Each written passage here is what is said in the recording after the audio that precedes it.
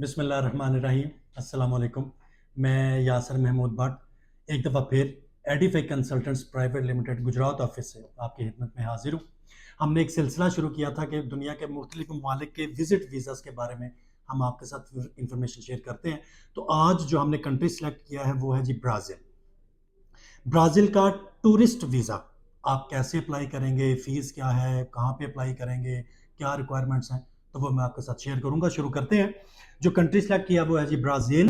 Visa type है tourist और eligibility the person had not been deported और the person had not a criminal record in Brazil. यानी अगर वो पहले कभी ब्राज़ील गया तो उसका उधर कोई क्रिमिनल रिकॉर्ड नहीं होना चाहिए और वो डिपोर्ट नहीं हुआ हो उधर से। और थर्डली उस पर किसी किस्म का ब्राज़ील एंट्री का बैन नहीं होना चाहिए। तो वीज़ा की रिक्वायरमेंट्स क्या है ब्राज़ील के टूरिस्ट वीज़ा की? तो सबसे पहले आप वीज़ा फॉर्म अंडरस्टूड है वो फिल इन करेंगे प्रॉपरली। उसके बाद आपका पासपोर्ट मिनिमम 6 मंथ्स के लिए वैलिड हो। अगर कोई आपके पास प्रीवियस पासपोर्ट था तो उसकी डिटेल्स और आपकी तस्वीर। उसके बाद ओरिजिनल, ये बड़ा इंपॉर्टेंट पॉइंट है। अब इसमें हर चीज़ जो है वो ओरिजिनल और attested by ministry of foreign affairs. For example सबसे पहले आपका original FRC family registration certificate वो आपने देना है और वो अटेस्टेड हो मिनिस्ट्री ऑफ फॉरेन अफेयर्स से। उसके बाद MRC अगर आप मैरिड है तो मैरिज रजिस्ट्रेशन सर्टिफिकेट तो वो भी अटेस्टेड हो मिनिस्ट्री ऑफ फॉरेन अफेयर्स से। उसके बाद ओरिजिनल बैंक डिपॉजिट स्लिप जो आपकी फीस HBL जो है उसके अकाउंट में, जो ब्राज़ील एम्बेसी का अकाउंट है उस पर आप जमा करवाएंगे तो उसकी ओरिजिनल डिपॉजिट स्लिप भी आप वीज़ा एप्लीकेशन फॉर्म के साथ ही सबमिट करवाएंगे। उसके बाद जो प्रोफेशनल डिटेल्स हैं आपकी, मतलब आप बिजनेस करते हैं तो डिटेल्स, जॉब करते हैं तो उसकी डिटेल्स आ जाएंगी। उसके बाद आपका आइटिनरी प्लान यानी टिकट बुकिंग, आपकी रिटर्न टिकट जो है वो आप बुकिंग साथ लगाएंगे। सिर्फ बुकिंग, कंफर्म नहीं, जब वीज़ा लगेगा तो टिकट आप कंफर्म करेंगे।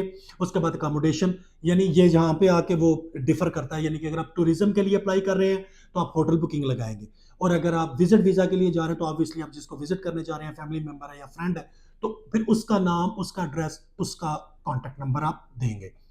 उसके बाद एक इंपॉर्टेंट चीज है, ओरिजिनल पुलिस कैरेक्टर सर्टिफिकेट भी आपने साथ लगाना है और वो भी मिनिस्ट्री ऑफ फॉरेन अफेयर से आपने अटेस्ट करवाना है। उसके बाद प्रूफ ऑफ फंड्स, वो आप डेफिनेटली अपनी बैंक स्टेटमेंट से प्रूव करेंगे और वो लास्ट 6 मंथ्स की बैंक स्टेटमेंट चाहिए।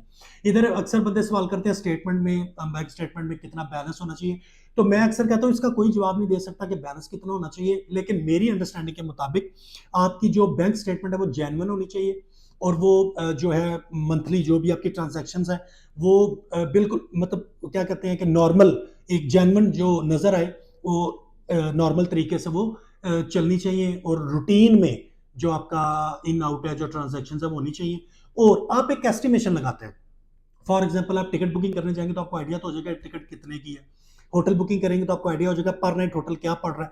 तो सपोज आपका 15-20 दिन का टूर आप लगाते हैं तो सपोज आपका 7-8 लाख या 10 लाख खर्चा आ रहा है होटल बुकिंग, टिकटिंग और ये सारा। तो एटलीस्ट 3 टाइम्स मोर आपके अकाउंट में बैलेंस होना चाहिए। बाकी इससे जितना ज्यादा होगा वो उतना आपके लिए फायदा है। और last but not the least, एक होता है एसेट्स डिटेल। वो मैं ऐड करता हूं कि अगर आपके नाम कोई वैल्यूएबल चीज है, कोई गाड़ी है, कोई प्लॉट है, घर है, कोई गाड़ी है, तो जो आपके नाम है तो उसकी डिटेल्स भी आप साथ लाजमी लगाएं। ये आपकी social and economic ties back to Pakistan show करेंगी। ये रिक्वायरमेंट्स हैं। अब हम चलते हैं ब्राजील की वीजा, टूरिस्ट वीजा फी कितनी है? तो वो है जी $80, यानी तकरीबन 23,000 पाकिस्तानी रुपए बनते हैं। उसके बाद अप्लाई आप करेंगे ऑनलाइन, इसको टोटली ऑनलाइन प्रोसेस है।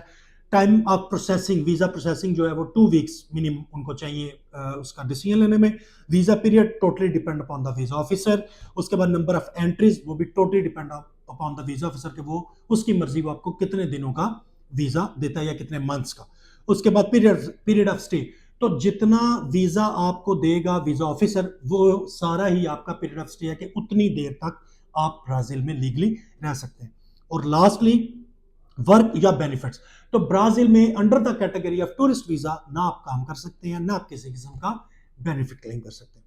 मुझे उम्मीद है कि आज की वीडियो में आपको ब्राजील के टूरिस्ट वीजा के बारे में काफी यूजफुल इंफॉर्मेशन मिली होगी।